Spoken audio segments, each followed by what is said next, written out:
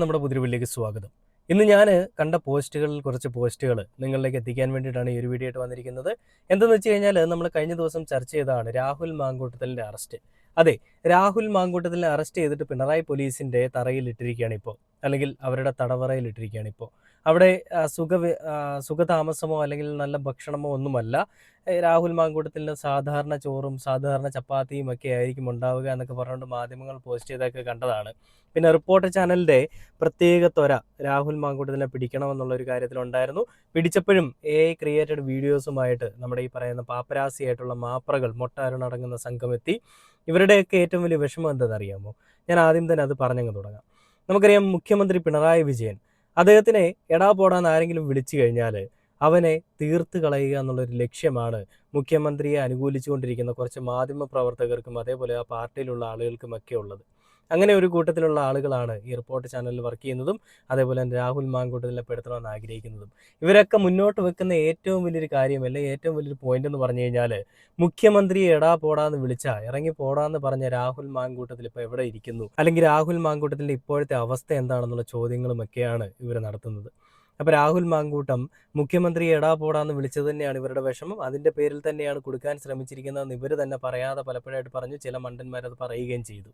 അപ്പോൾ എന്താണ് രാഹുൽ മാങ്കൂട്ടത്തിൻ്റെ പേരിലുള്ള തെറ്റ്?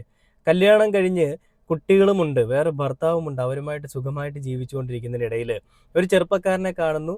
അവൻ്റെ ആരോഗ്യവും അവൻ്റെ പണവും അവൻ്റെ പദവിയും അവൻ്റെ സ്റ്റാറ്റസും അവൻ്റെ പൊളിറ്റിക്കൽ സ്റ്റാറ്റസും എല്ലാം കണ്ടപ്പോൾ അതിൽ മതിമറന്ന് സ്വന്തം കെട്ടിയവനെയും മക്കളെയും കുടുംബവും എല്ലാം മതിമറന്ന് അവനോടൊപ്പം പോയി താമസിച്ച് അവൻ പറഞ്ഞതിൻ്റെ പേരിൽ ഫ്ലാറ്റ് വരെ എടുത്തു കൊടുക്കാനായിട്ട് തയ്യാറായിട്ടുള്ള ഒരാളിൻ്റെ പേരാണ് അതിജീവിത.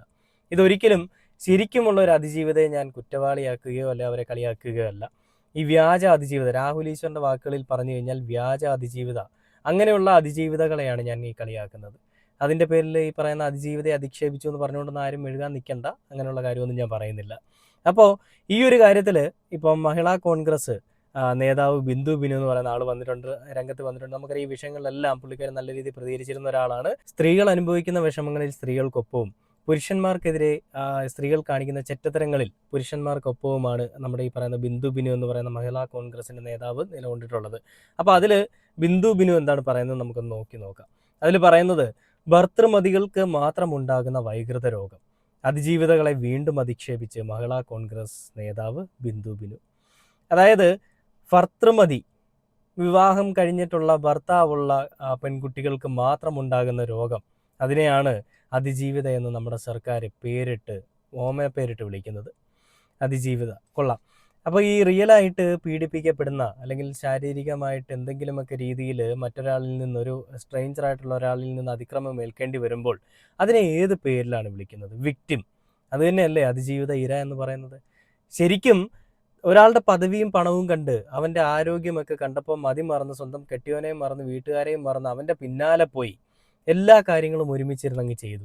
ഭർത്താവ് ഉണ്ടെന്നുള്ളത് രാഹുൽ മാങ്കൂട്ടം അറിഞ്ഞത് പിന്നീടാണ്, അല്ലെങ്കിൽ ഏറ്റവും അവസാനമാണെന്ന് രാഹുൽ മാങ്കൂട്ടം പറയുന്നുണ്ട്. ഇതിൽ ഈ 3 കേസിലും നടന്നിരിക്കുന്നത് രാഹുൽ മാങ്കൂട്ടം മാത്രം നല്ല ദിവ്യനാണെന്ന് ഞാൻ പറയുന്നില്ല, അല്ലെ നല്ല മനുഷ്യനാണെന്ന് ഞാൻ പറയുന്നില്ല.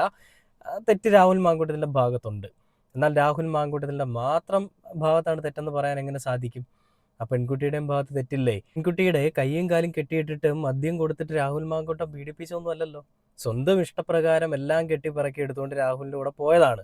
തന്നെ വഞ്ചിക്കുകയാണെന്ന് മനസ്സിലായപ്പോൾ രാഹുൽ മാങ്കൂട്ടം ഒഴിവാക്കി. അതാണ് ഏറ്റവും വലിയ വിഷമം, അതാണ് ഏറ്റവും വലിയ പ്രശ്നം, അത് തന്നെയാണ് പ്രശ്നം. അപ്പോൾ ഞാനിതിൽ കുറേ പോസ്റ്റുകൾ കണ്ടു. ആ പോസ്റ്റുകളിൽ രാവിലെ തന്നെ റിപ്പോർട്ടർ ചാനൽ തുടങ്ങി, നമുക്ക് രാഹുലിനെ പിടിക്കണം അല്ലെങ്കിൽ രാഹുലിനെ പിടിച്ചകത്തിടണം എന്നുള്ള ഏറ്റവും വലിയ തുറ ഇവർക്കായിരുന്നു. അപ്പോൾ അങ്ങനെ രാഹുലിനെ പിടികിട്ടിയപ്പോൾ, അല്ലെ രാഹുലിനെ പിടിച്ചപ്പോൾ ശരിക്കും അങ്ങോട്ട് കുരുപൊട്ടി, അല്ലെങ്കിൽ ശരിക്കും അങ്ങോട്ട് ഒഴുകാൻ തുടങ്ങി. ആർക്കാണ്? റിപ്പോർട്ടർ ചാനലിൽ.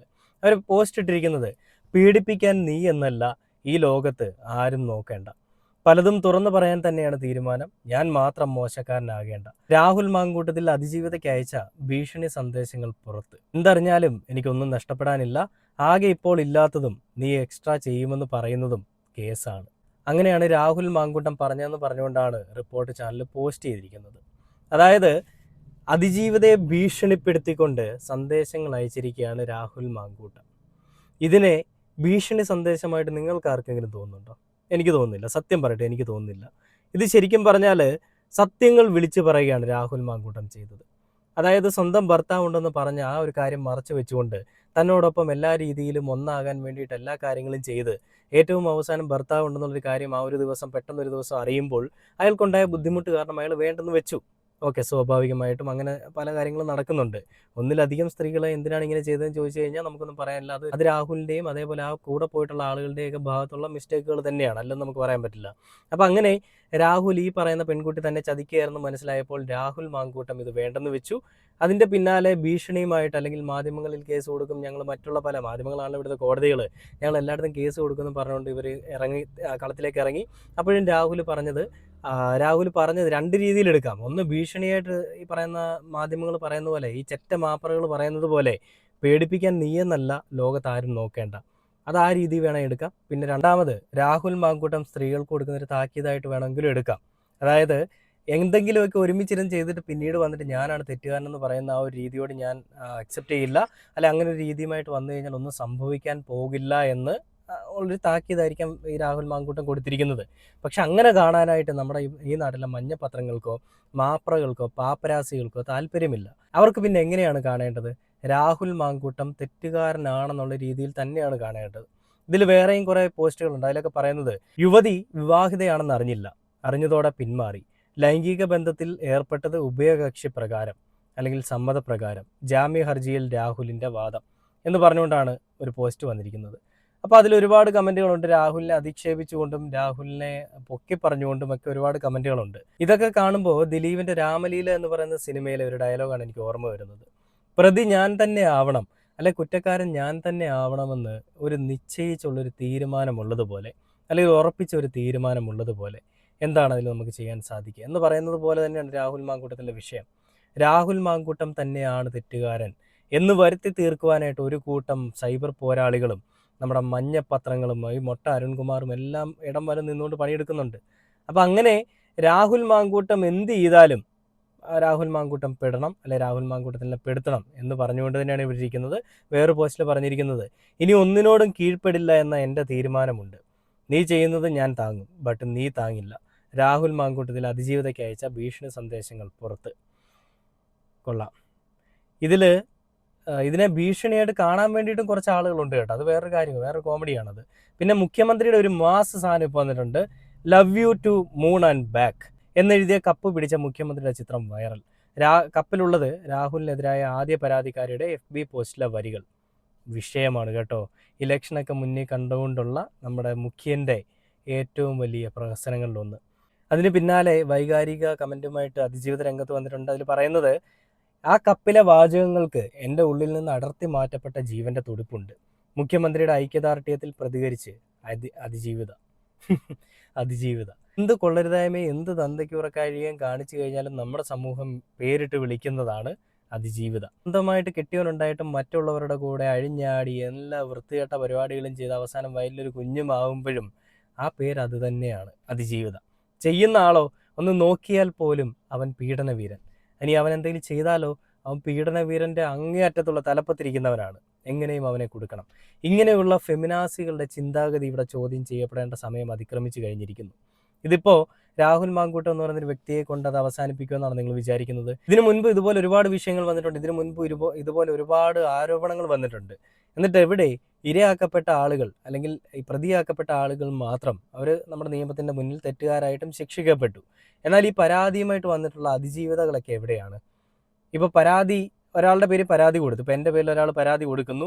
ആ പരാതിയിൽ കഴമ്പില്ല എന്ന് തെളിഞ്ഞു കഴിഞ്ഞാൽ എനിക്കെതിരെ പരാതി കൊടുത്ത ആളിൻ്റെ അവസ്ഥ എന്താണ്? സുഖമായിട്ട് ഇരയുടെ പ്രൈവസി, അതിജീവിതയുടെ സ്വകാര്യത എന്നൊക്കെ പറഞ്ഞുകൊണ്ട് അവരെ ഒരു സൈഡിലേക്ക് അങ്ങോട്ട് ഒതുക്കും. പക്ഷെ പയ്യന്മാരെയോ, അവന്മാരെ എല്ലാവരുടെയും മുൻപിൽ കരിവാരി തേക്കാനും അവരെ എല്ലാവരുടെയും മുന്നിൽ ഇല്ലായ്മ ചെയ്യാനുമുള്ള എല്ലാ പഴുതുകളും ഇവർ ചെയ്യുകയും ചെയ്യും. എല്ലാ പഴുതുകളും അടച്ചുകൊണ്ടുള്ള സംവിധാനങ്ങൾ ഒരുക്കുകയും ചെയ്യും. ഈ ഇരട്ടത്താപ്പുകൾ ചോദ്യം ചെയ്യപ്പെടുക തന്നെ വേണം. പുരുഷന്മാർക്കെതിരെ എന്ത് തോന്നിവാസവും കാണിക്കാമെന്നുള്ള സ്ത്രീകളുടെ ചിന്താഗതികൾ അത് എതിർക്കപ്പെടുക തന്നെ വേണം.